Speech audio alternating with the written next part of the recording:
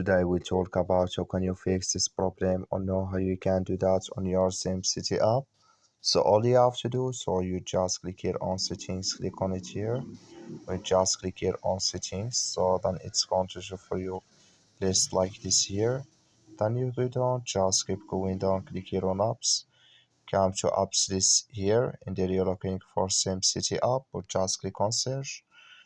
So then here at Simcity, it's going to show for you here like this, click on it. So then it's going to take you to this list. You click here on for stop, click on OK. Then you go down, just click on storage. Come to storage list here, just click on clear cache. Then all you have to do, so you just go to your Play Store, click here on Play Store here. So then here you search for Simcity, it's going to show for you like this. We'll find here update, click on it, and it's going to work with you. That's all you have to do. Thank you for watching. Don't forget to support us by liking and subscribe.